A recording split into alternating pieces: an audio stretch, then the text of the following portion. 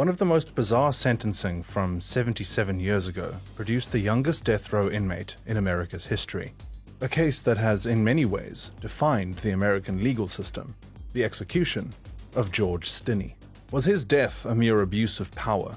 What led to this terrible miscarriage of justice? Stick with me as we delve into the fate of George Stinney.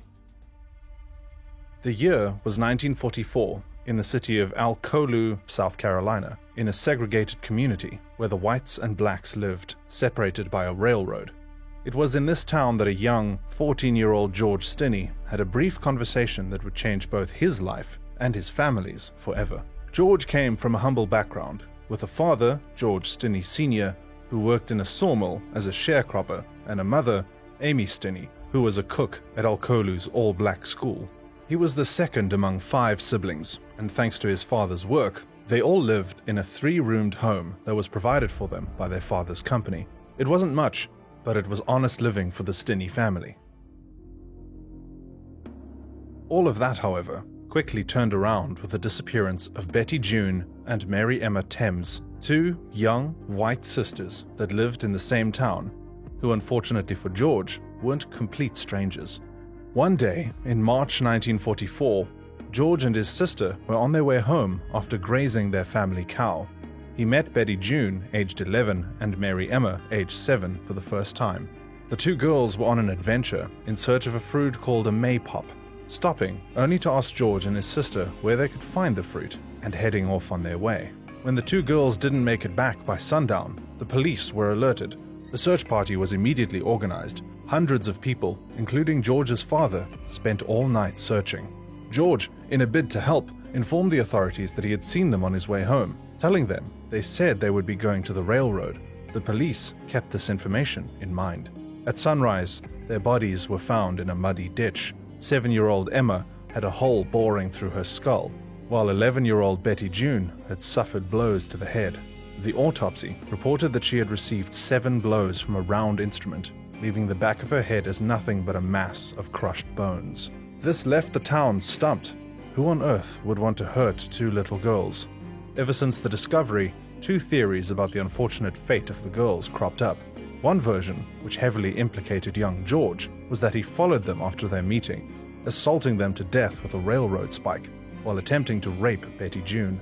The second version, which was whispered as unfounded rumors, says that the girls stopped by the house of a prominent man in the community to see if his good-natured wife would like to accompany them on their travels.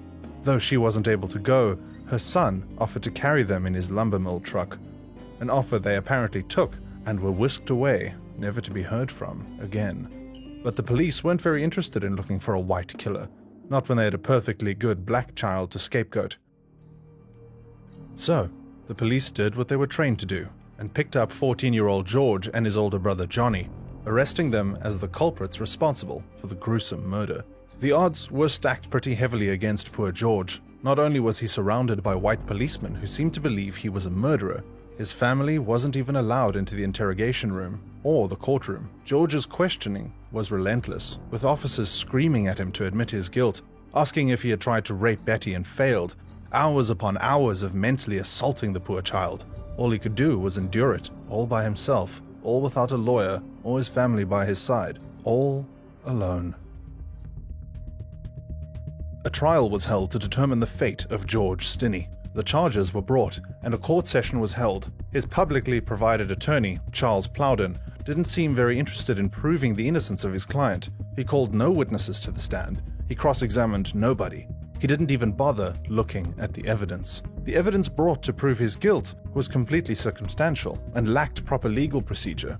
All they had against George was that he talked to the girls on the same day they died, and the presiding officer of the case, Officer H.S. Newman, along with the members of the interrogation team, said he confessed. On April 24, 1944, after 10 minutes of deliberation, the all-white jury found him guilty and convicted him to death by electrocution. One of the most shocking things in the George Stinney case is he was tried by a jury of 12 white men. That certainly is not a jury of his peers. That's certainly not a cross-section of Clarendon County at the time, which was half African-American, half white. And here we have an all-white jury with his family not being even allowed into the courtroom. But George's suffering wasn't over yet. When the news spread that 2 white girls were killed by a black boy, this led to an uproar in the white community. A clamor arose to lynch both the boy and his entire family. In response to this, George was held in a secret location, so even during the last days of his life, his family couldn't visit him. They didn't even know where he was. As George's execution day approached after that sham of a trial, things on the outside were changing for the worse. Wanting to have no relations with a convicted murderer, companies did what they're good at and cut their losses. They fired George Stinney Sr., taking away his family's home and their livelihood, tossing them out into a world where people wanted to murder them on the street. Young George's execution was not without protest, though. Ministerial unions of all races petitioned on his behalf. Their arguments ranged from the ethics of killing a child to the Christian morality and justice of the trial and conviction. There were letters and telegrams sent to the governor's office, petitioning for clemency, but all those were to no avail. Protests were mounted, warning the Governor Olin Johnson of rising racial tensions, but it was too late. Too many bloodthirsty people wanted their pound of flesh. It's speculated that George's father and mother were allowed to see him one more time before his execution. Whether that's bitter or sweet, you decide. But what is certain is that his minister was allowed to see him and grant him his last rites as a death row inmate. On June 16, 1944, George was marched to the electric chair.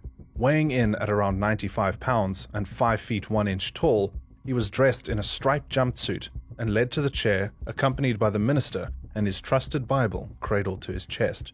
Being a child about to be strapped in a chair designed for adults, he was so small that the officials had difficulty setting the electrodes around his limbs. They took the Bible from George and used it as a booster for his seat. His father was allowed to approach the chair and say his farewells. Then an officer asked George if he had any final words. He simply shook his head. No. They pulled a strap and put it over his mouth. Then they strapped his hands and legs. George began to cry futile tears as the executioners prepared him for his death. They placed an ill-fitted adult mask over his tear-stained face.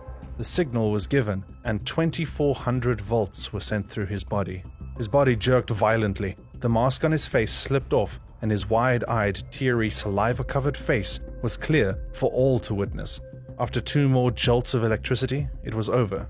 They had successfully killed a child. In the short span of 3 months, a 14-year-old boy had been arrested, accused of murder, tried, convicted, and executed by the state of South Carolina. George Stinney's murder conviction was re-evaluated in 2014, 70 years after his execution. His siblings always believed that he was innocent. After all, he did have a foolproof alibi. George had spent the entire day the girls disappeared with his sister Amy. And I want to clear the air. We were not allowed to go any place without my mother's permission. They were very strict with us. We could not go no place, nowhere. But the police weren't interested in an alibi. The entire case was an obvious racist sham, so a few people went ahead to clear his name. And that they did, obviously. With the assistance of Georgie Frierson, Steve McKenzie, Matt Burgess, and Ray Brown, a motion for a new trial was filed on October 25, 2013. It was brought to light that a culprit had already been named for the case after a deathbed confession. This culprit was rumored to be a white male from a prominent family who was by 2013 already deceased. Not only that, but to add insult to injury, the culprit was also part of the jury for George's sham trial.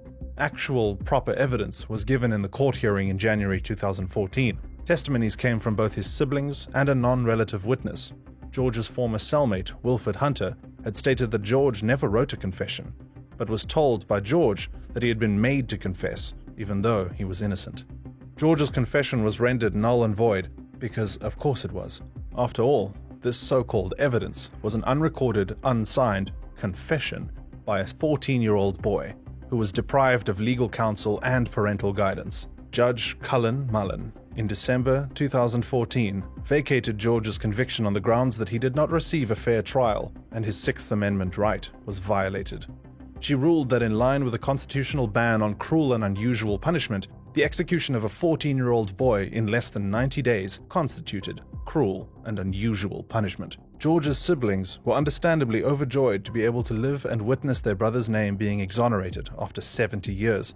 But this still comes as cold comfort for the grave injustice they suffered. As George's brother Charles puts it, he already paid for his life, and nothing will, even if they take it off, it will still not bring him back. And that was the fate of George Stinney. He lived a short life, was accused of a crime he never committed, and died surrounded by strangers, only for his name to finally be exonerated after 70 years. A true American tragedy. If you want to see something less tragic, click on the video on the screen and check out how serial killer Ted Bundy was actually caught. See you there.